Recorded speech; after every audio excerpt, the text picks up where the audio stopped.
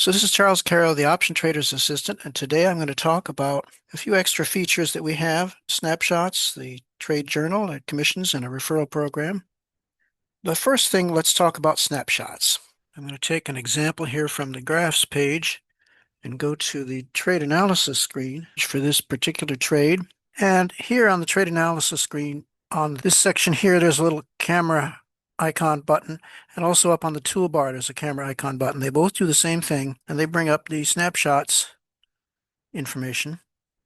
And what happens here is when you have it enabled, there's an option to turn it on and off on the preferences page, and when you have it enabled, we automatically take a snapshot before and after every activity. So before and after the trade is opened, you get a snapshot of the proposed trade, and then right after it's opened, and then before and after every adjustment. And you also can take individual snapshots every day. Right now it's set up so you take one a day, and if you take a second one later in the day, it erases the first one that day. And the snapshot, I'll just jump into it here. The snapshot takes you to a screen that looks just like the trade analysis page, which it is, but it was frozen in time. And this is active. You can click on the tabs and go back and forth, and you can see the journal. That's a snapshot of the journal. You can't change the journal from here. And you have the legs, and you can open them and look at them and go back to the details.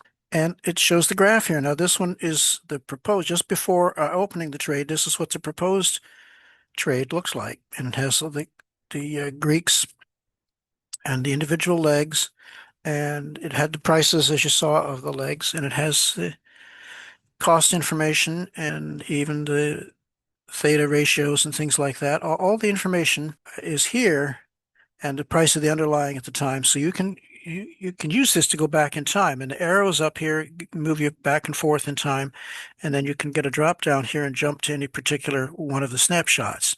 So I can jump here to the next one, which comes right after. You see, right at the same time, right before and after the trade was opened. So now here the trade was opened, and it's no longer showing dotted lines. And again, it's got all the information here, and then I can just step through this, and here's just before an adjustment, and here's right after the adjustment. And then I took them in end of the day here, shows what's been happening. That way you can go back in time and take a look at a snapshot. Now, there's a couple of caveats about this. One of the things is that it is taking a snapshot at the time the activity happens. And if you are importing an order that you had filled yesterday, well, you're going to get the snapshot. If it takes a snapshot, sometimes it doesn't even take one, but we'll try and take a snapshot for you, but it's going to be with today's prices, not yesterday's prices. So the fill prices will be what they were, of course, but anything else like the underlying price is not recorded as part of the order fill. And so it will be not, the snapshots are designed for working with live trades and importing. It's a little tall in order to try and do all that historical pricing. When you want to take a snapshot now, you just put in a title for it and then click take snapshot. Then it records all that data in the database for what the current situation is, and then that's one of your snapshots. And you can see that was just added right here, and it timestamps it. Down here it talks about the limitations, and up here it has the instructions. So that's how snapshots work, and it's a really powerful way to go back and look at what happened in the past in your trades. The trading journal is on a tab by itself here, and it's a blank page, and you can write anything you want to about your reason for putting the trade on, your reasons for making adjustments. You can add to this as time goes on. It goes with the trade, and it's right here. And when you take a snapshot, you take a snapshot of the journal as of that moment. You can't go back and edit the journal in the snapshots, but you always can change or add to the journal here.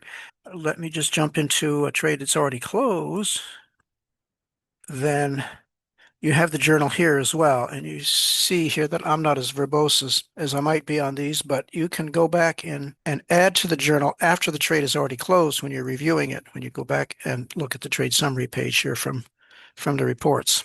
We are considering making a little more structure to the journal, and if there are any ideas on what would be useful to have for the journal to record, structure your thoughts or things. Do let me know if you have a way you keep a journal that we could help promote. In relation to the journal, we've got the environmental history that we keep here. It keeps the initial duration of the trade when it was opened, the price of the underlying when the trade was opened, and the price of the underlying when the trade was closed, the opening price for the trade, the net debit or credit of the spread overall, and the closing price, and then the trade delta initially and final trade delta. So this is another little thing that can go along with the journal and the snapshots to help you analyze trades after the fact. And you don't have to do anything. This is automatically captured by OTA for you. If you are keeping your own spreadsheet and having to copy these figures back and forth, it can get a little tedious, but OTA handles that for you. Now, I want to talk about commissions. The commissions screen is here on the menu under your name. You pick commissions. It lists all of your accounts with all of your brokers. The key thing is you can set the commissions up a ticket charge as well as a per contract amount. You can set it up separately for each account. And the way you do it, you just click here on the number and it gives you a little editable box. And so I can say $3 commission, click save, and there it is. And the same thing here for the per contract. Say it was 50 cents a contract, save, and there you go. And it's account by account. So if you had different commission rates for different brokers or different accounts, you can make them that way. And then down here at the bottom is also the commission rates to be used for paper trades and for proposed trades. Notice that a proposed trade is not associated with an account at the proposed stage. It's just, a possibility, and you're looking at the market prices.